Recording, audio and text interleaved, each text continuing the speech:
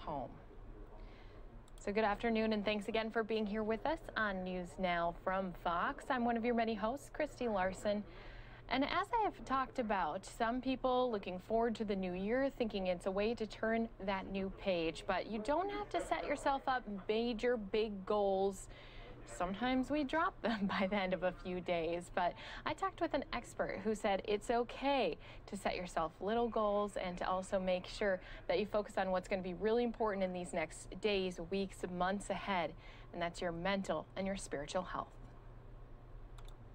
Well, as we all get ready to ring in the new year, many of us thinking ahead, what do our goals want to be? But before you even try to set yourself some of those New Year's resolutions, I want to introduce you to someone. We have artist Nichole Rae with the Art of Daily Practice joining us. And Nichole, I want to first go over, before we even try to set these new goals, we probably need to create the own space in our head. Let's explain what the Art of Daily Practice is for everyone at home. The Art of Daily Practice is a creative healing arts practice that uses affirmations and journaling to help you connect with your most present self. To then bring in inspiration, healing, and guidance into your life all through a daily practice. Now that might sound like a lot, so in simpler terms, it's a really large toolbox of creative ways for you to help navigate your journey, which could also be through anxiety, depression, feeling stuck, feeling disconnected, body pain, you name it, all of those things. I give you as a guide creative ways to actually create space, like I say, to help you bring in more positivity, more inspiration, more guidance, all of those things. And so we often can just feel stuck on how we get to what sometimes we refer to as the other side. And I'm here as your guide to help you do that. And you kind of hit the nail on the head there, right? You said we have to create ourselves some space. We can't put all of this pressure that 2021 is going to be all of a sudden magically better. We really do have to kind of understand we have a lot of feelings we have to work through here in this year. And that's something you really do help people with.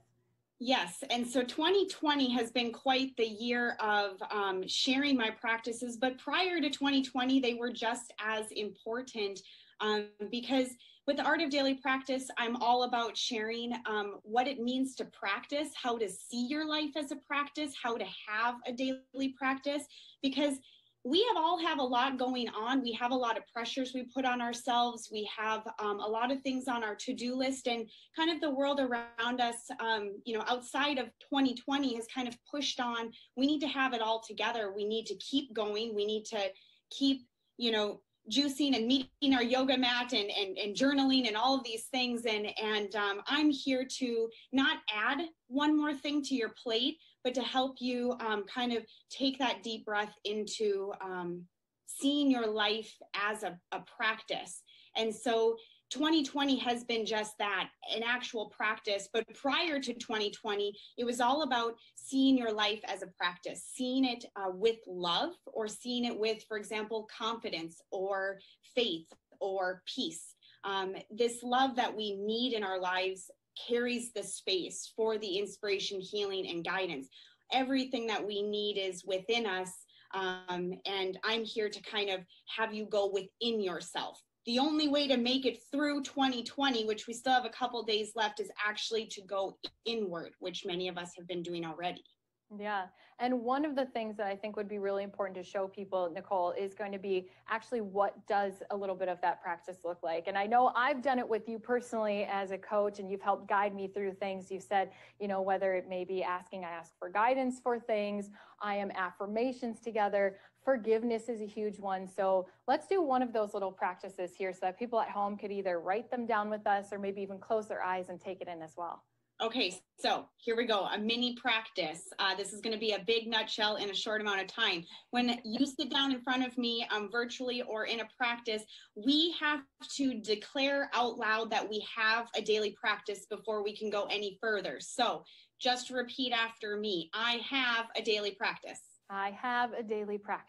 All right, 2 more times because it's always better. I have a daily practice. I have a daily practice. Okay, 3 times is always better. I have a daily practice. I have a daily practice.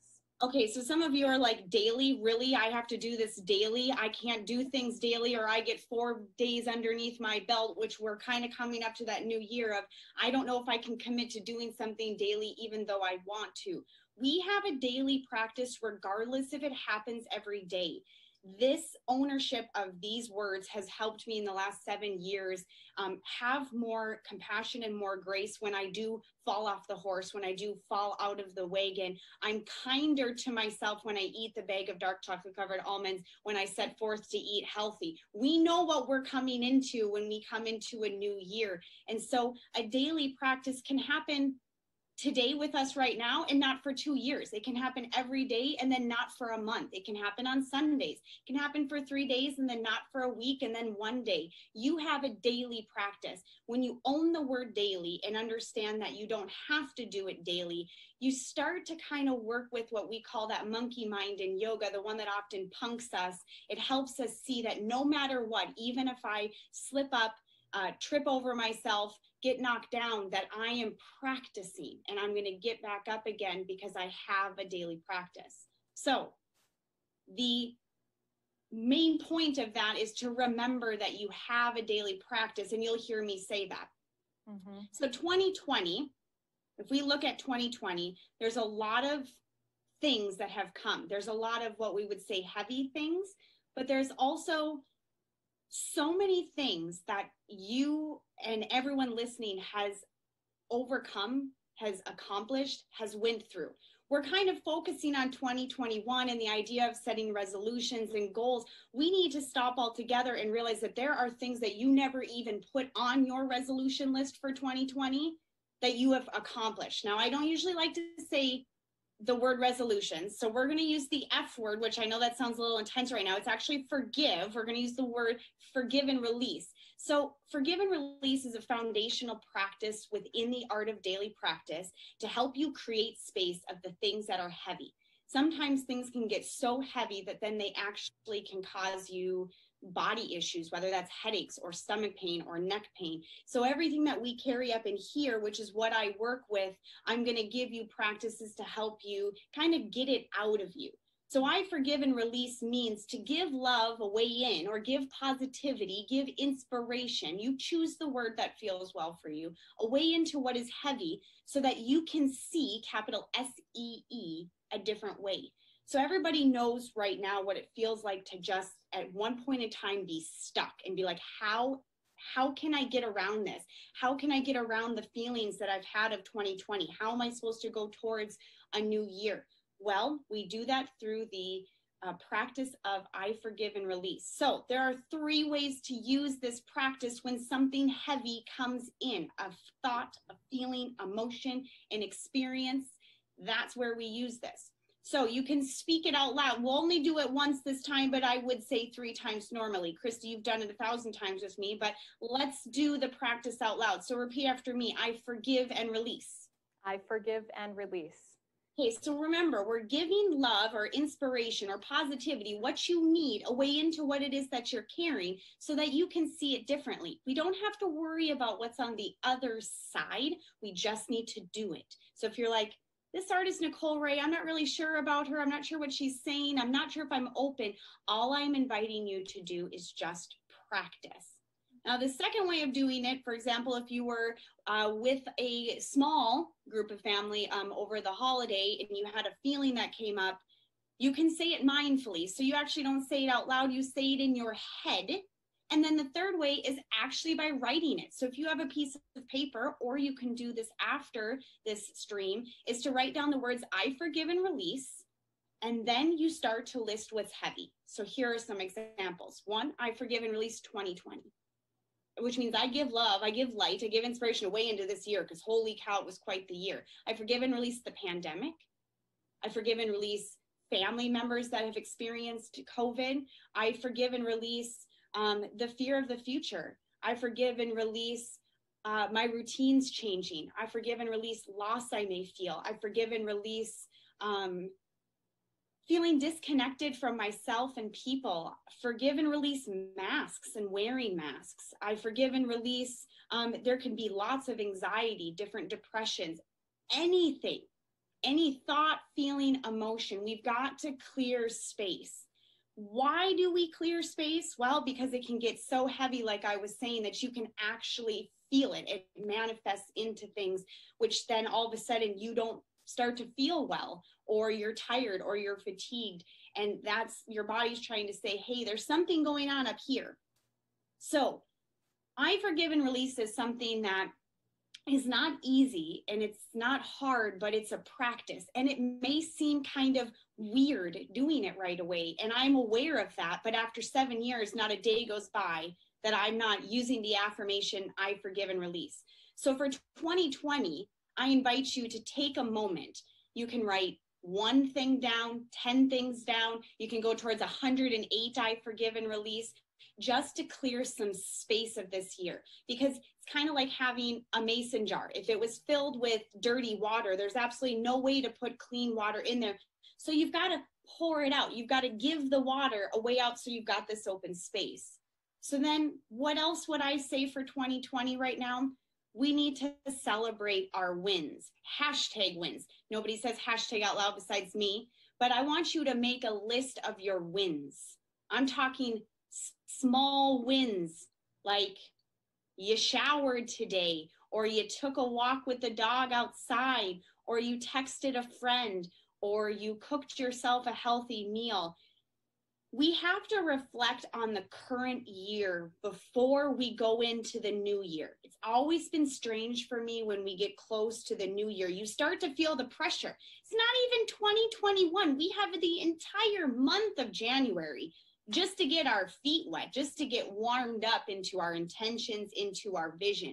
A lot of times we're so ready to kind of say bye-bye 2020 or, hello 2021, but it's really important for us to land.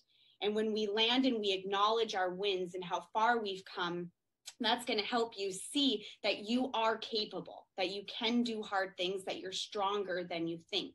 So you have your I forgive and release list. You have a list of your wins. Make it just like a to-do list. I know you're an avid to-do lister. Okay. I love to check things off. I like to have them written down. But like you said, everyone can practice in their own way. One of the things that I had implemented ever since I started working with you is doing the I forgive and release things that have been weighing on me from the day, just on my drive home even. And especially now being a new mom, you have that mom guilt. You feel so bad about so many things, but guess what? They aren't going to remember those things. So it is all about those small wins. I got to make my little baby laugh today. I got to see her go and kiss her goodnight. Things like that are the focuses we definitely need to remember as we head into this next pandemic mode and into this next new year. Yes. And really, if I were to say right now, hey, I need you to reflect on 2020 and put all your wins down, it's challenging. Start with that I forgive and release, even I forgive and release 2020. Now, you don't have to, a lot of times I have students say, well, I don't believe in this. I don't know if this is going to work. If you do the work, you will see, just like you have done, Christy, that once you do it, you start to see how you feel. And that keeps you going. So I forgive and release is a tool that I use on a daily basis for absolutely anything that comes up throughout the day. Then your wins, I've been starting to do this as a daily practice, even on a Post-it note, even in your phone on your notepad, or even text a friend. What was your win for the day? It helps you just see that you are enough and that you're doing enough and that you don't need to actually have anything more. We just need to shine a bright light on ourselves.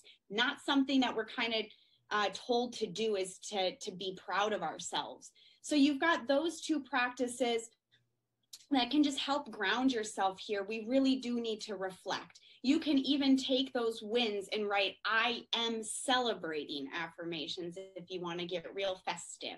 I am celebrating that I've been eating healthy. I'm celebrating the at-home workouts I tried for 3 months.